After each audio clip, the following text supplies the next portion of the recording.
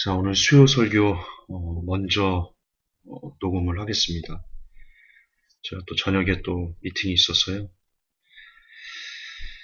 음,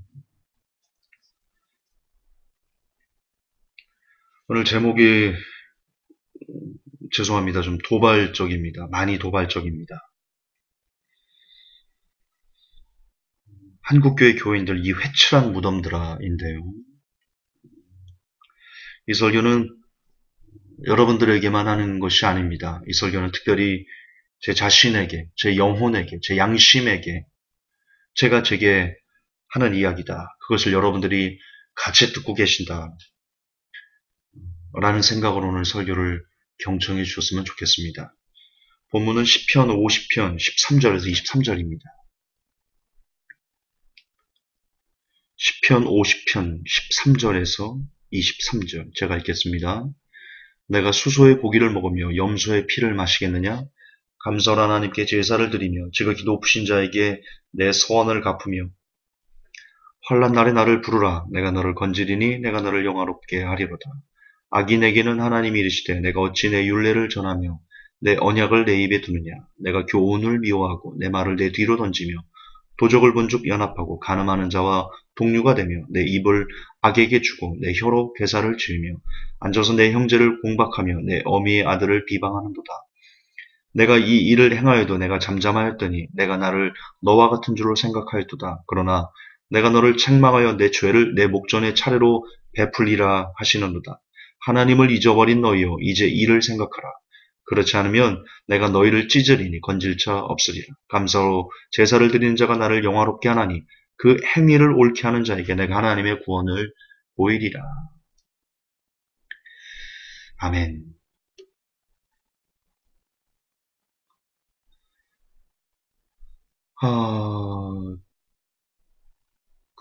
이 내용을 처음부터 쭉 이렇게 좀 보시면요. 이스라엘 백성에게 하나님께서 하신 말씀인데 오늘날 우리에게 하시는 말씀이기도 하십니다. 근데 이 중에 13절에 내가 수소의 고기를 먹으며 염소의 피를 마시겠느냐 이런 이야기를 하십니다. 무슨 말이냐? 제사를 드리는 부분에 대해서 지금 말씀을 하시는 건데요. 내가 수소의 고기를 먹겠냐? 내가 염소의 피를 마시겠냐? 무엇이 중요하냐? 너희들이 지금 제사 드리는 그 행위가 중요하냐? 너희들이 그렇게 수소와 염소를 잡아다가 내 앞에 그렇게 제사를 드린다, 예배를 드린다. 그러고도 너희들은 지금 무엇을 하고 있느냐? 무엇을 하고 있느냐? 교훈을 미워하고 내 말을 내 뒤로 던지며 도적을 번중 연합하고 간음하는 자와 동류가 되며 내 입을 악에게 주고 내 혀로 괴사를 지으며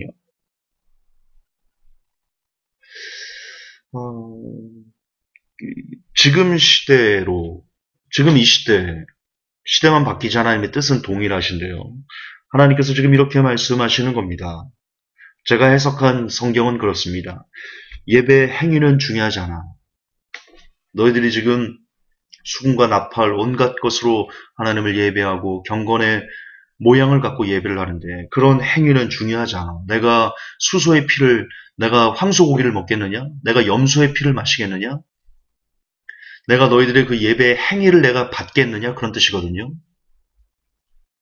왜 예배를 드리는지 너희들은 모르고 있어. 아무리 진지하고 경건한 모습으로 예배를 드립니다. 심지어 제물을 드리고 희생 제물을 드리면서 예배를 드려도 나는 그 수소의 고기를 먹고 염소의 피를 마시는 신이 아니야. 그건 내게 중요하지 않아. 지금 너희들이 아무리 진지하고 경건한 모습으로 예배를 드려도 그거는 중요하지 않아. 결국 23절 감사로 제사를 드리는 자가 나를 영화롭게 하나니 그 행위를 옳게 하는 자에게 내가 하나님의 구원을 보이리라. 그 행위는 무엇입니까? 율법을 얘기하는 겁니까? 여기서 말하는 행위는 율법을 얘기하는 겁니까? 안식일을 얼만큼 걷지 않으면 안 돼? 할례를 해야 돼? 이런 율법을 얘기하는 겁니까? 아니죠. 그 행위는 무엇입니까? 17절에 내가 교훈을 미워하고 내 말을 내 뒤로 던지며 이것을 하지 않는 거.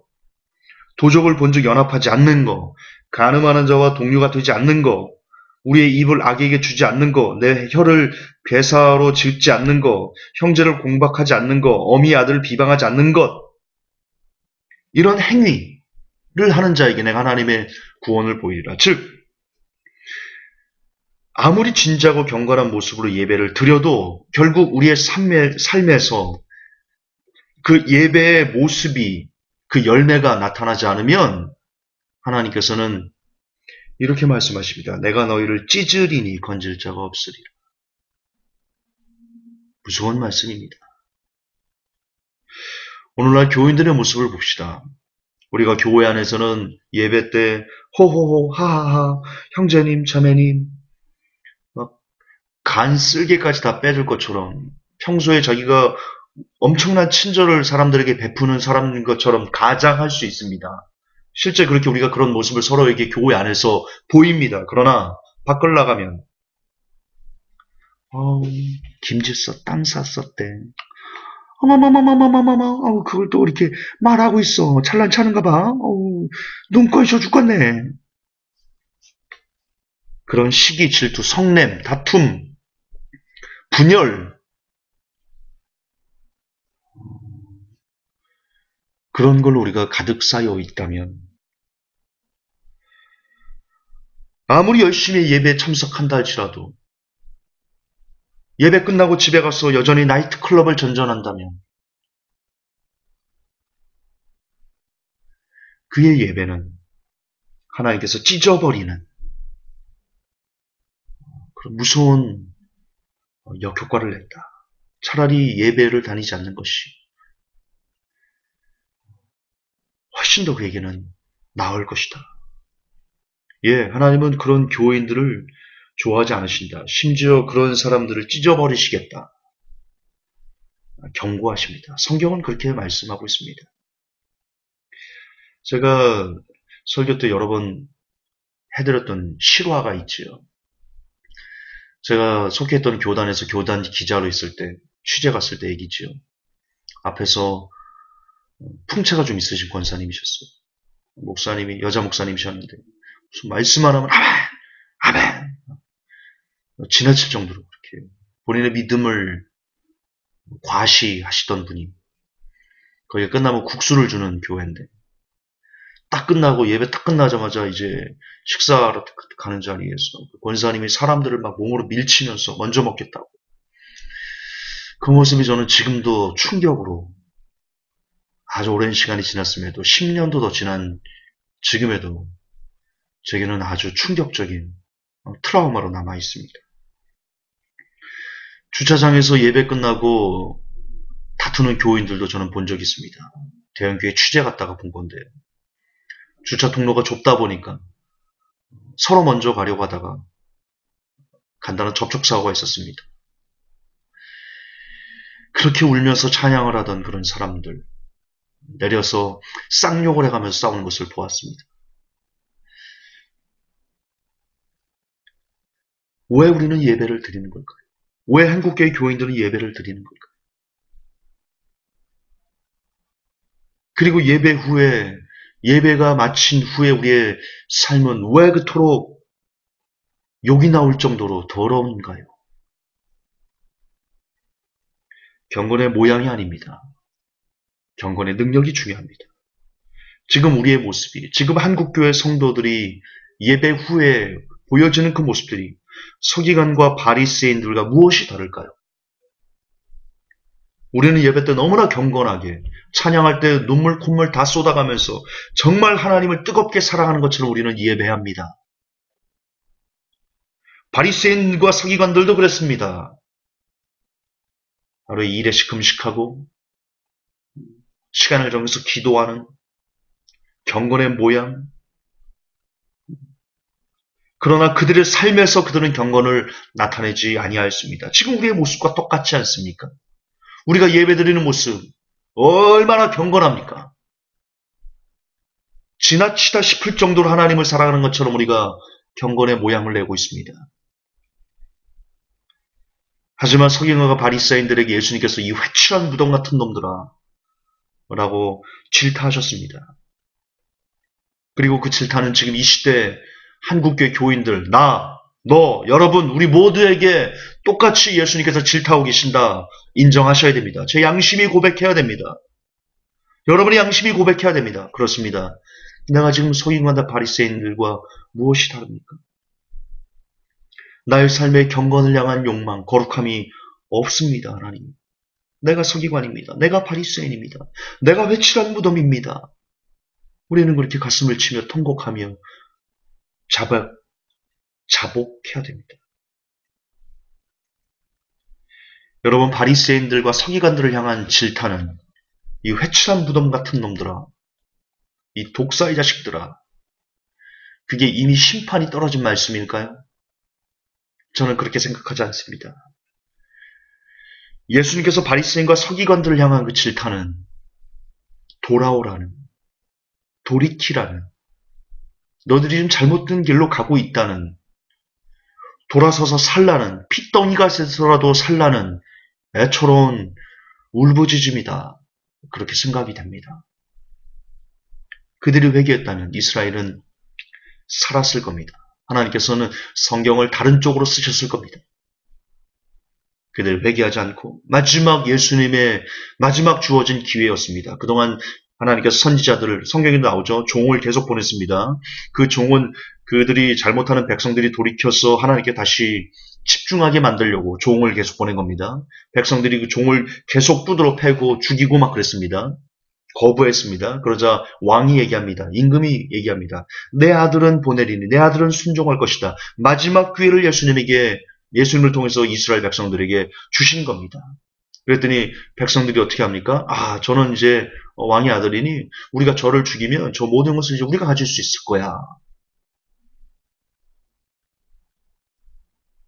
이스라엘 백성들은 마지막 예수님의 회개의 외침을 듣지 아니하였습니다. 그리고는 멸망하였습니다. 회복교회 성도 여러분, 지금 이 시대도 똑같습니다. 마찬가지입니다. 하나님께서는 성경을 통해서 끊임없이 우리에게 바리새인과 서기관이 되지 말라고, 경건의 모양이 중요한 게 아니라고, 시편을 통해서 경건의 능력, 올바른 행위가 내가 하나님의 구원을 바라보는 유일한 길이라고, 예배는 중요하지 않다고, 예배의 형식은 중요하지 않다고, 끊임없이 성경을 통해서, 그리고 주의 종을 통해서, 감히 주의 종을 통해서 이 시간 저와 우리를 향해서 똑같이 이 회칠한 무덤 같은 놈들아, 돌이켜! 경건의 능력이 중요한 거야 라고 외치고 계십니다. 그걸 듣지 않으시면, 그걸 듣고 돌이키지 아니하시면, 아유, 쟤 또 그냥 또 저런 설교하네 또. 아우, 쟤는 왜 이렇게 설교가 어려워. 그렇게 거부하신다면, 서기관과 바리새인들처럼 경건의 능력을 회복하고자 하지 아니하고, 자기가 옳다고, 여전히 나는 옳은 거라고, 그렇게 고집을 꺾지 않고 말씀 앞에 굴복하지 아니하신다면 오늘 하나님께서 그리 말씀하십니다. 찢어버리겠다. 찢어버리겠다.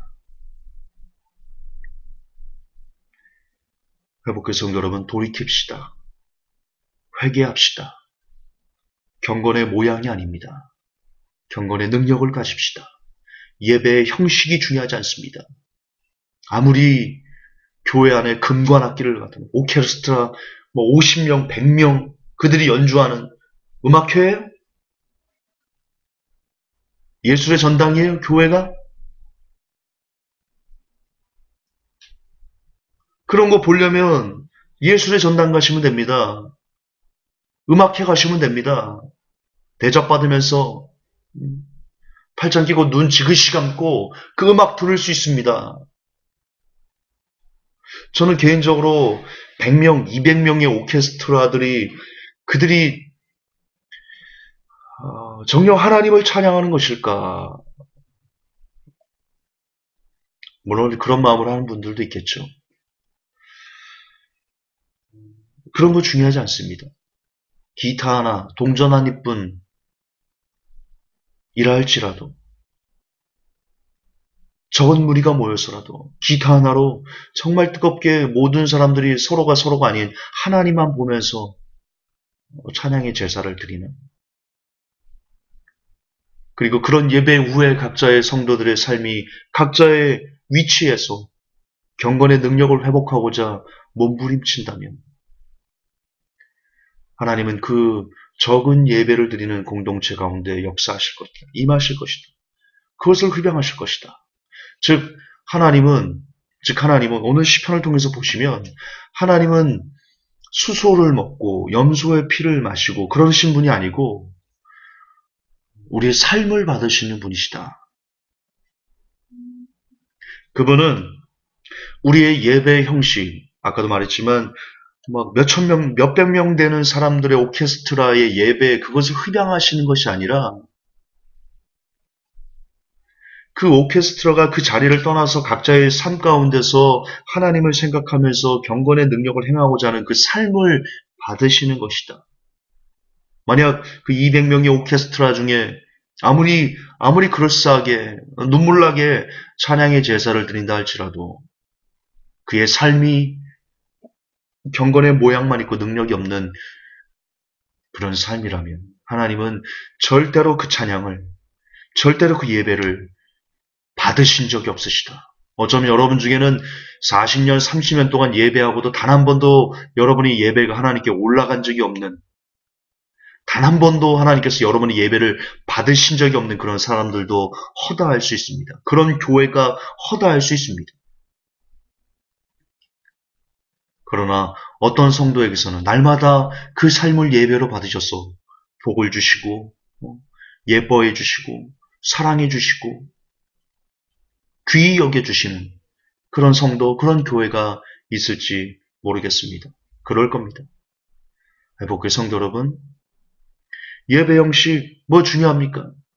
시스템 뭐 중요합니까? 안락한 의자가 뭐 중요합니까? 그렇게 아시는지 모르겠지만 제가 처음 교회를 했을 때 일산 동구 식사동 613번지 기억납니다. 일산 동구 식사동 613번지 지하실 겨울에 화장실이 하나고 거기서 밥을 해 먹었는데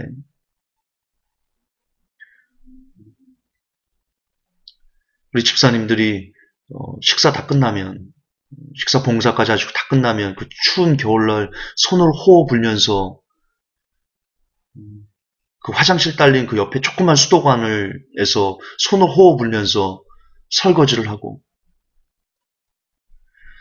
그러면서도 얼마나 행복해하고 즐거워하고 거기를 오려면 창조형제 같은 경우는 5시간씩 걸려서 매주 교회가 저희 오프라인 교회가 있을 때 제가 창조형제를 좋아하는 이유 중에 하나는 제 동생이어서가 아니고요. 그분이 보여주는 그 의리 때문입니다. 오프라인 교회 할 때요. 전라도에서요.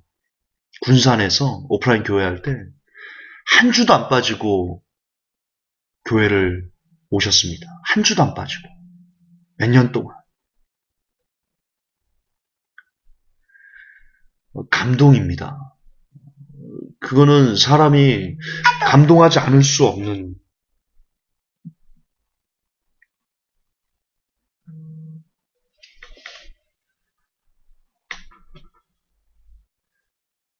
우리 교회 무슨 좋은 시스템이 있었습니까? 안락한 의자가 있기를 했습니까? 사운드가 있기를 했습니까?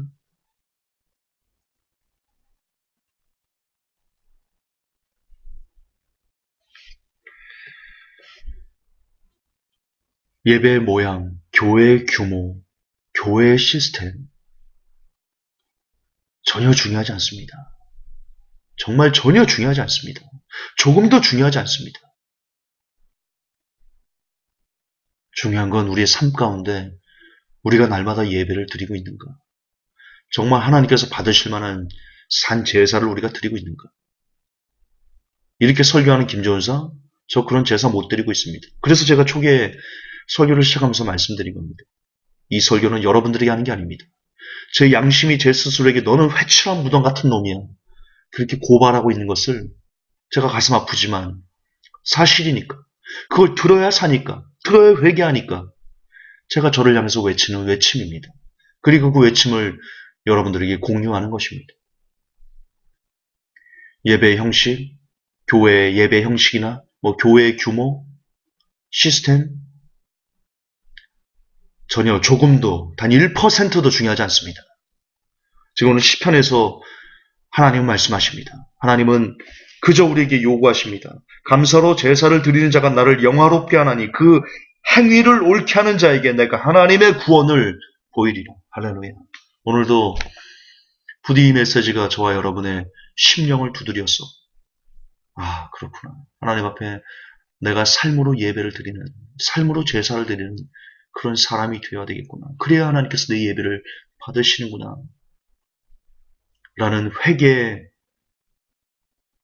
물결이 저를 시작해서 모든 회복교회 성도들, 그리고 이 메시지를 듣는 모든 사람들에게 파도같이 불리듯 우리 가운데 일어나기를, 그래 주시기를, 우리 심령을 감동하여 주시기를 예수님의 이름으로 간절히 소망합니다. 하나님, 예배의 형식, 예배의 규모, 예배의 모양 중요하지 않습니다. 하나님께서는 그것을 받으시는 것이 아니라 그 예배 이후 우리의 삶 가운데 우리가 우리의 행위를 하나님 앞에 옳게 하는지를 받으신다. 시편을 통해 깨닫습니다. 하나님 부디 종이 그리고 모든 회복교회 성도들이 경건의 모양만 있지 아니하게 하시고 경건의 능력을 갖고 실질적인 삶으로 산 제사 드리는 우리 모두가 되어질 수 있도록 하나님 은혜 더해 주시옵소서. 거룩하신 우리 주 예수님 이름 받들어 감사하며 축복하며 기도하옵나이다. 아멘.